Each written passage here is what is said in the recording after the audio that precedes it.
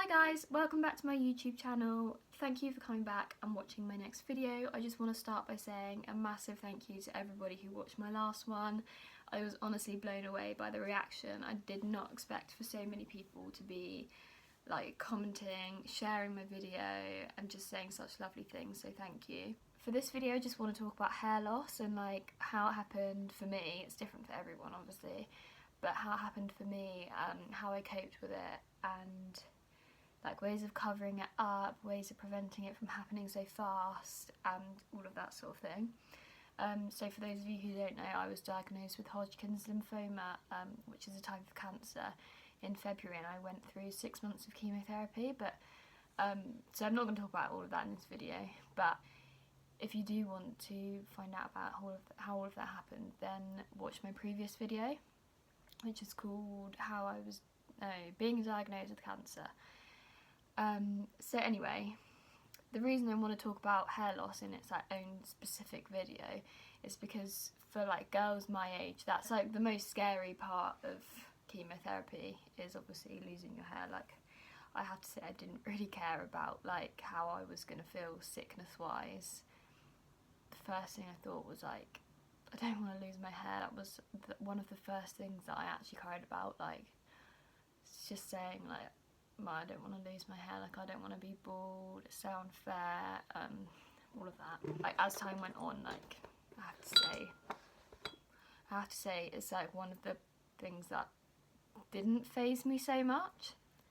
Maybe a lot of people say it's like the hardest part, but I would say for me it probably wasn't in the end. But I don't know whether that's because I just learned to cope with it really well. So yeah, that's why I want to talk about that in this video.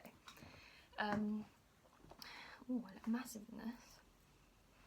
So my hair actually started falling out exactly 15 days after my first chemo, which I think is quite like a common like time frame for your hair to start falling out on ABVD chemo. So when mine started falling out, I was actually an inpatient in hospital because I got sepsis, neutropenic sepsis. I remember just like my mum was there with me like the whole time in the hospital, but the second it actually started falling out was the second that my mum had gone home for a shower, and I was just about to be wheeled out of the ward to go to theatre to get my PICC line put in, and I remember I just went like that through my hair and I just got a handful and I just burst out crying, and the what are they called, the porters came and they were like to one of the nurses, oh, she's emotional, and I was like so one of the nurses came over and was like, what's wrong? And I was like, oh, my hair's just started falling out, and I remember just putting like a handful of hair into her hand and then just being wheeled out of the ward crying my eyes out, and she was just stood there with a handful of my hair, like she was like, thanks for that, Olivia. But yeah, that's a pretty shit memory because at that point I was petrified of losing my hair, like understandably as well.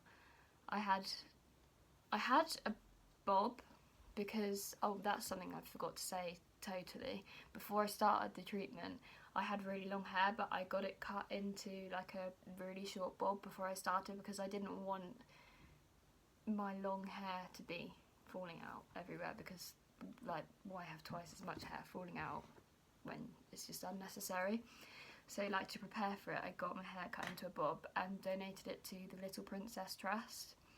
So someone out there is wearing a wig of my hair, not me, because I don't wear wigs, but anyway. So yeah, that's when it started falling out, and I have to say it did thin out pretty quickly. I'd say like 50% of my hair fell out kind of all of a sudden, and I was then left with a really thin bob. I'll try and put pictures of like the different stages in, if I can work out actually how to do it in the video. But yeah, I'm sure I'll work it out. So yeah, I was left with quite a thin bob, which to be fair I got away with because I had quite a lot of hair to start with, so the bob kind of, it didn't look felt thin, but I guess it probably wasn't that bad. It was quite, like the main bit that was thin was like around the front here, so I came up with the idea to like try and cover that. I was like, I'll just get a fringe put in, so like I'm having hair from like the thickest part coming forward and covering the thin part, which was around the front. So I went to the hairdressers and got that cut in, and to be fair, it did help a lot. Everyone was like, how did you even like know that would happen? Like, that was so clever to think of that idea. And I was just like, yeah, well, I never would have thought that I would get a full fringe, but I was honestly willing to try anything to try and get away with like looking relatively normal. So yeah, I had that for probably like this bob haircut with a fringe. I think I had for a month and a half probably, which is quite a long time to keep your hair considering it started falling out 15 days after my chemo, and I consistently was having chemo every 2 weeks after that. So yeah, that kept thinning slowly but like surely, and it got to a point where it was just like my hair was see-through and I looked ridiculous. I'll put a picture of that as well because yeah, it did look stupid. So I was just like to my mum, I'm gonna shave it off now, like I can't be bothered with it anymore.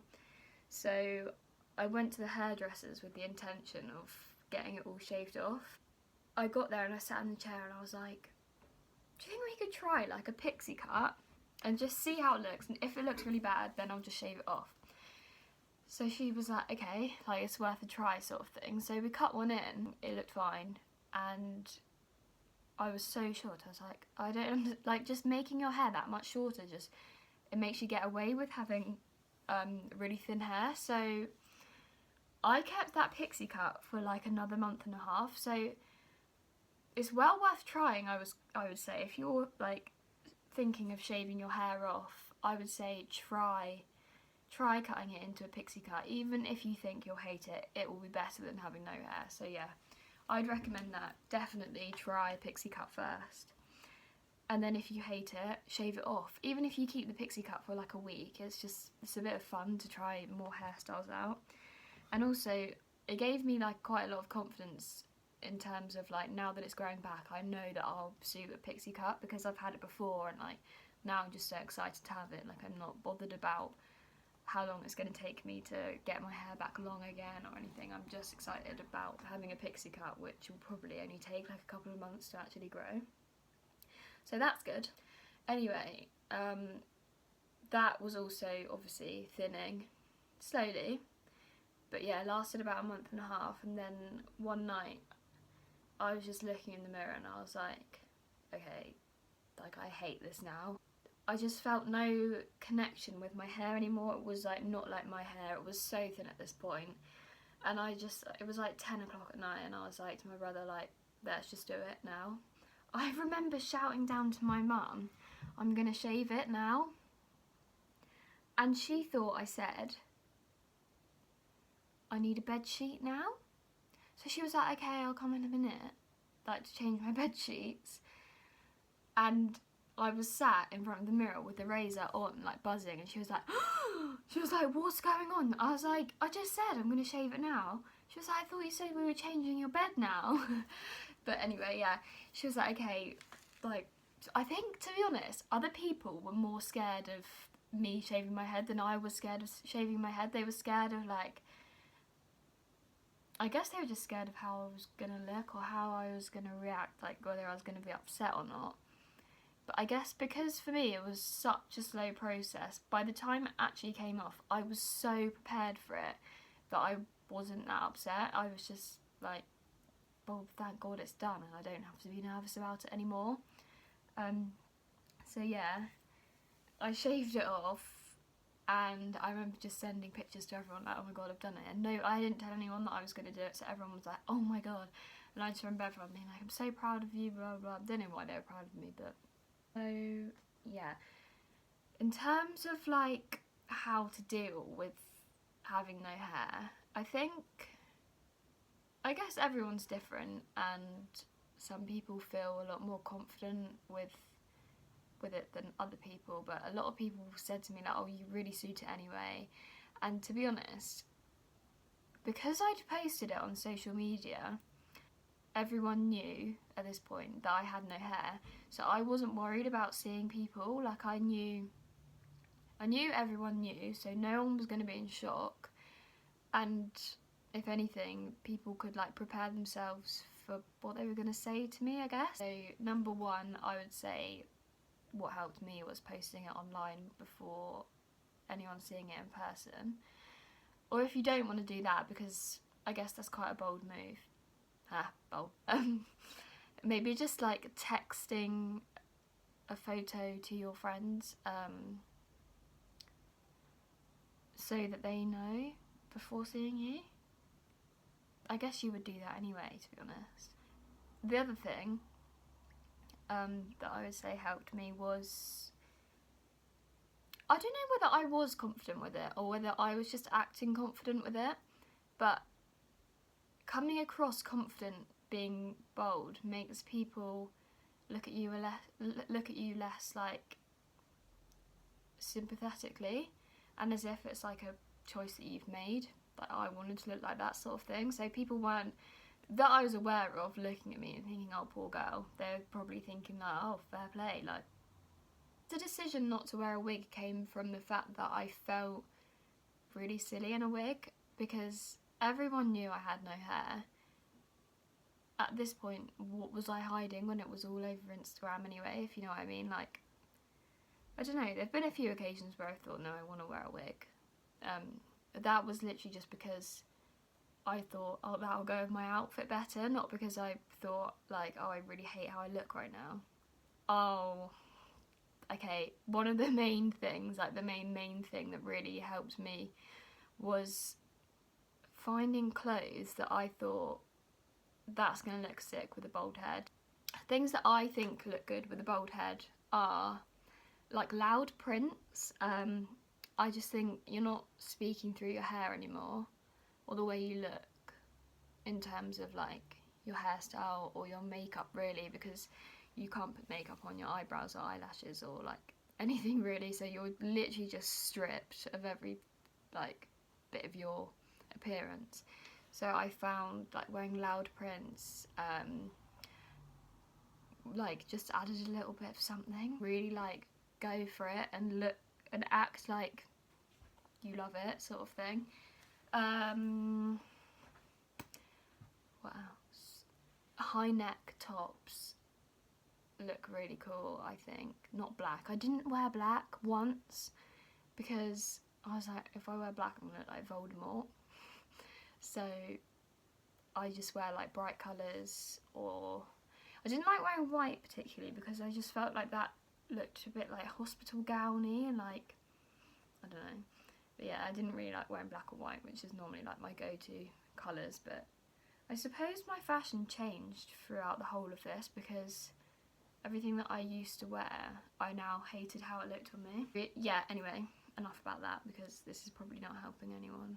I don't know. In terms of like ways to make your hair not fall out so fast, now this, I don't know if this is gonna like work for other people, but a lot of like people say don't wash your hair every day, because it will make it fall out more. And like, granted, like some hair falls out when you wash it, but that hair was probably going to fall out anyway, and if you don't take care of your hair with like washing it and brushing it as much as you would have before, your hair will end up getting matted to the pieces that have fallen out because you haven't washed them away or brushed them away. So for a lot of people, I think that's a reason like why they have to end up shaving their hair so early on, because it just becomes like dreadlocks and looks a mess because someone somewhere has told them not to brush it and not to wash it too much, which I just think is a load of rubbish. So I washed my hair every day. I brush my hair all the time. I used a wide tooth comb because that pulls out less. I tried not to use a hairdryer too much because obviously like heat and blowing your hair is gonna cause more to fall out. So yeah, I tried not to do that too often. But in terms of like washing it, I did it all the time. Don't use baby shampoo because that's actually really bad for your hair.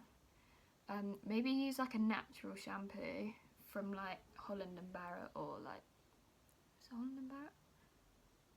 Yeah, something as natural as possible. Oh, also silk pillowcase stops it from coming out so much. And yeah, I think that's it. Hope that has helped somebody who is going through hair loss right now, or is about to, or is scared to. Don't be scared.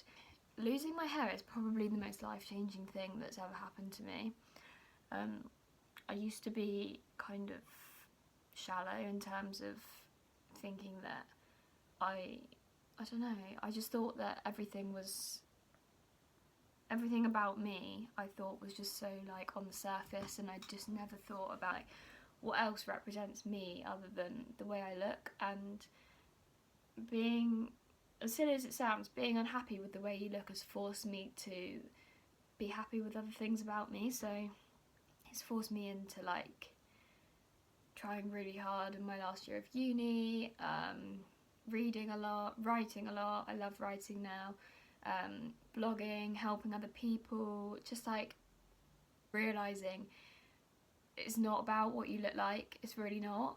And I never realised that before. Like, what type of person even was I? To be honest, I look back and I wouldn't even want to be friends with who I used to be. She was a bit shit. Only positive things have come from me losing my hair. So, to be fair, I am like quite thankful for everything that I've been through, because I wouldn't be who I am now without it. So thank you for watching my second video. Please subscribe, because I'll be posting lots more, and hopefully soon I'm gonna get an actual camera so that I can film this properly and not just like on selfie mode on my phone, because it's not great. But yeah, hopefully I'm gonna get like a camera and some lighting and stuff like that, and I can talk about funner things than this and like show you makeup. And so yeah, please subscribe, and thank you for coming back, and see you again next week.